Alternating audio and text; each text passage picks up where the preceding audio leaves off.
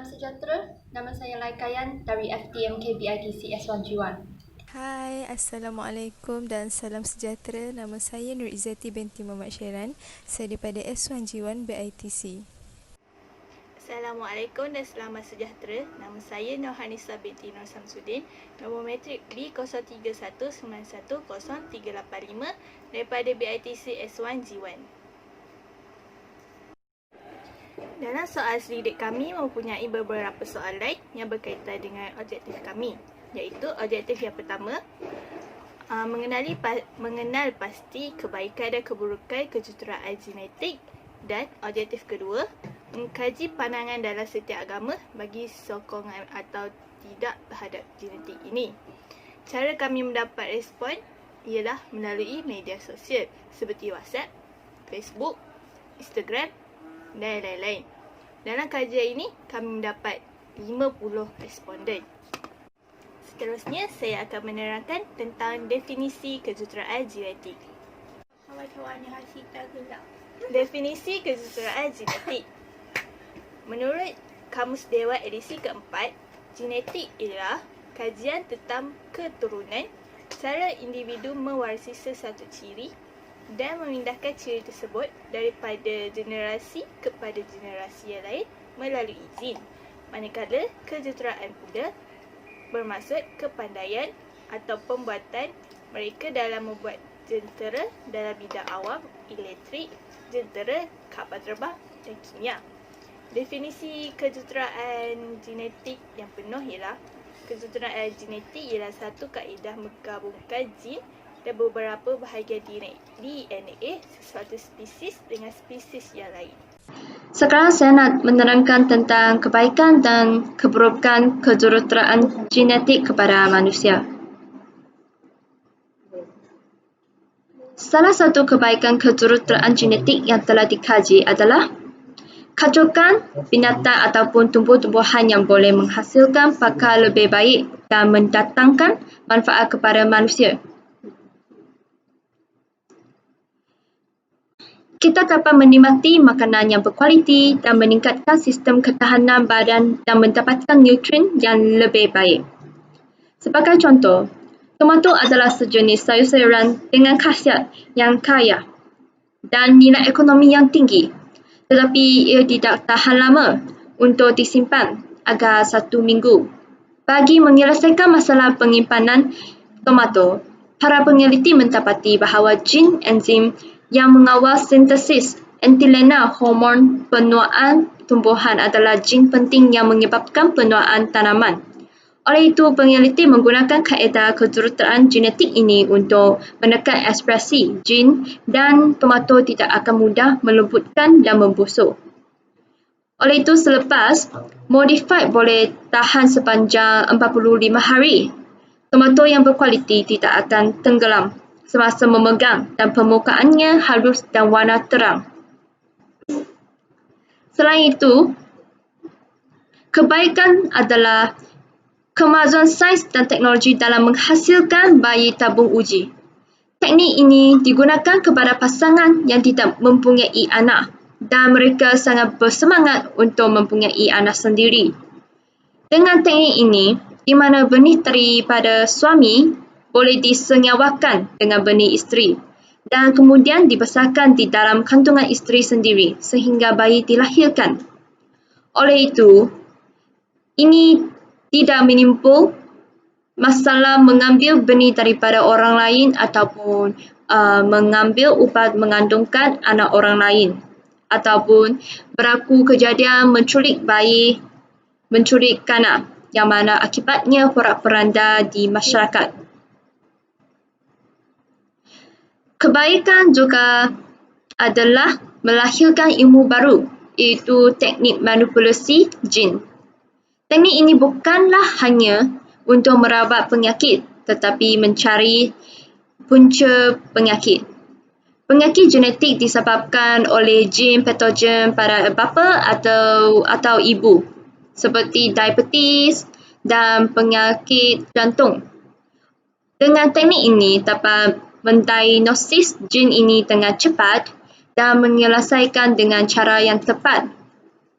Dan ini jugalah mengurangkan kadar kematian kerana mendapat kontrol penyakit ini berlaku. Ini adalah salah satu soalan yang kita tanya melalui borang soal selidik. Bahagian ini tentang keburukan kejuruteraan genetik. Salah satu keburukannya adalah tidak menjamin nilai pemakanan yang lebih tinggi dan akan menimbulkan masalah keselamatan. Ia mungkin boleh mengubah sifat makanan semula jadi yang kita gunakan dan menghasilkan toksin yang membahayakan nyawa manusia.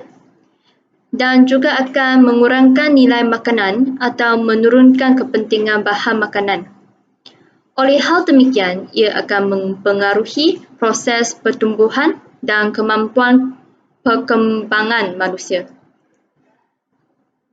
Selain itu, keburukannya adalah menyebabkan virus baharu. Mikroorganisma baru dengan gen antibiotik yang mampu menghasilkan virus yang boleh merebak pada manusia atau organisma lain. Akibatnya, kita akan hidup dalam keadaan yang penuh dengan bimbangan, panik dan huru-hara. Pada masa yang sama, kadar kematian akan meningkat dan jugalah menyebabkan banyak masalah sosial. Kes virus COVID-19 adalah contoh yang terbaik. Kerana kita menghadapi masalah ini sekarang. Simptom yang paling biasa adalah demam, batuk kering dan sentiasa berasa penat dan tidak bersemangat. Mengenai simptom yang paling teruk adalah kesukaran bernafas, sakit dada atau tekanan kehilangan pertuturan dan pergerakan, kedengaran rintihan dan ingau yang tidak terputus-putus. Tambahan pula, kesan terhadap alam sekitar menggabungkan semula sifat biologi yang belum ditemui di alam sekitar semula jadi boleh memberi kesan negatif terhadap persekitaran ekologi yang ada. Tanaman yang diubahsuai secara genetik boleh mempengaruhi persekitaran tanah dengan pelbagai cara. Contohnya, sisa tanaman tetap berada di lading setelah tanaman dituai dan mereka juga boleh mempengaruhi organisma tanah dan kepelbagaian mereka. Ekstrak akar yang mengandungi protein BT digabungkan dengan zarah tanah di permukaan akar dan toksin BT tidak mudah terbiodegradasi dan dapat membunuh organisma di dalam tanah.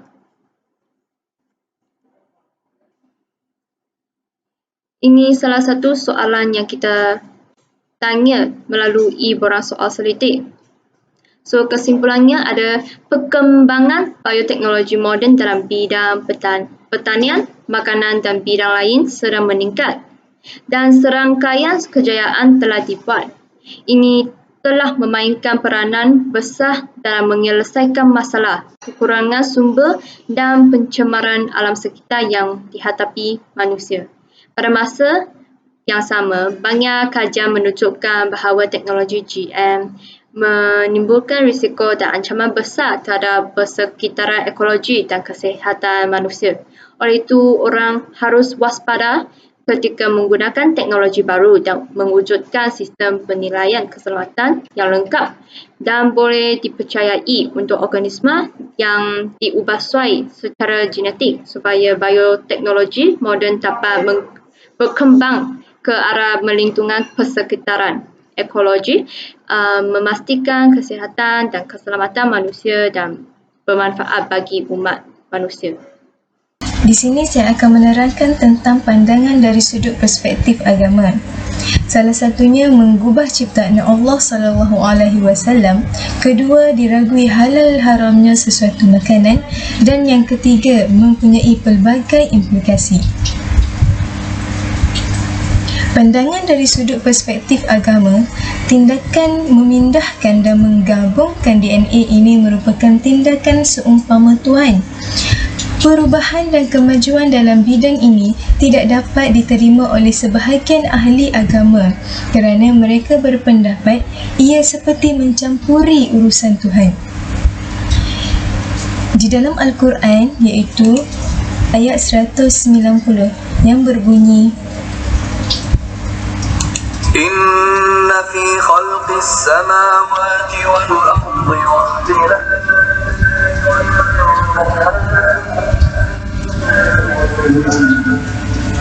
di mana sesungguhnya dalam perciptaan langit dan bumi dan penggantian malam dan siang terdapat tanda-tanda kebesaran Allah SAW bagi orang yang berakal. Ayat Surah Al-Imran ayat 3 190. Okey, di sini kita dapat lihat tidak semua kejuruteraan genetik ini mendatangkan perkara yang buruk. Misalnya untuk pasar konsumerisme, ia merupakan suatu perkara yang baik. Misalnya, sayur dan buah GMO. GMO iaitu singkatan bagi Genetically Modified Food. Di sini kita tahu bahawa ia bersifat tahan penyakit, tahan lama, segar dan tidak segera layu. Aplikasi penggabungan semula DNA ini mencetuskan masalah dalam kalangan umat Islam kerana sumber gen-gen yang dipindahkan dan digabungkan semula ini kita tidak tahu tentang halal dan haram kerana isu ini amat berkait rapat dengan isu halal haram sesuatu sumber makanan kerana kaedah ini semakin banyak digunakan dalam penghasilan makanan iaitu Genetically Modified Food GM atau dikenali sebagai genetik terubah.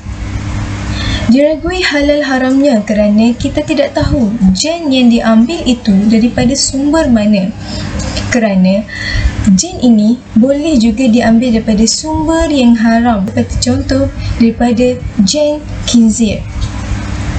Firman Allah SAW dalam surah Taha yang berbunyi, Kulu min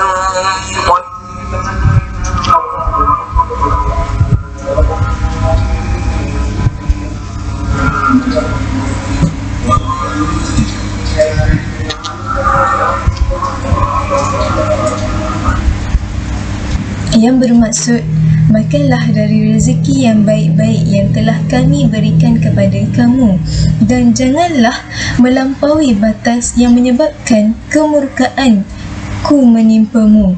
Barang siapa ditimpa kemurkaanku maka sungguh binasalah dia. Seterusnya, terdapat dua jenis pengklonan iaitu pengklonan terapeutik dan juga pengklonan reproduktif.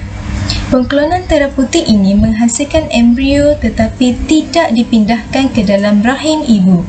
Tujuan utama pengklonan terapeutik adalah untuk tujuan rawatan menyelamatkan nyawa manusia.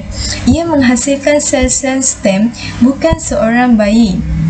Bagi kaedah somatik sel nuklear transfer, sel stem diambil dari embrio untuk tujuan mendapatkan tisu atau organ bagi merawat pesakit yang membekalkan DNA. Kedua, pengklonan reproduktif adalah proses makmal yang digunakan untuk menghasilkan keturunan yang secara genetik sama dengan ibu bapa penderma.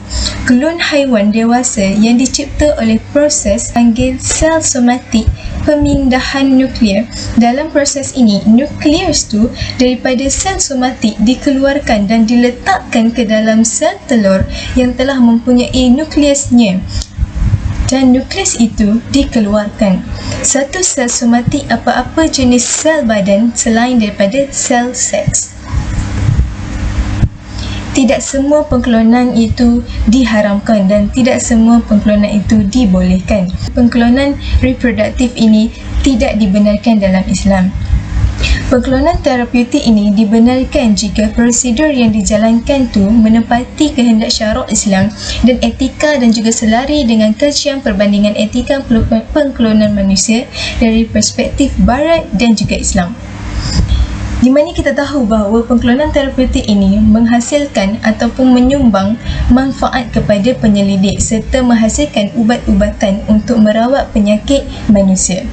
Di sini kita tahu bahawa terdapat faktor penolakan pengklonan manusia menurut Islam. Terdapat 4 faktor yang telah kami kaji. 1. Manusia dicipta oleh Allah dan berhak sepenuhnya ke atas manusia. 2. Ia mendatangkan kerosakan alam dan sistem kekeluargaan. 3. Bercanggah dengan sunnah Allah SAW yang menciptakan manusia dengan hikmah dan unik. Dan yang 4, ia berlaku di luar batasan syarak Islam, iaitu perkahwinan. Merujuk kepada ajaran Islam pula, manipulasi yang dilakukan terhadap genetik yang dilakukan oleh pakar-pakar kejuruteraan genetik, khususnya yang melibatkan makhluk yang bernyawa, mempunyai pelbagai implikasi.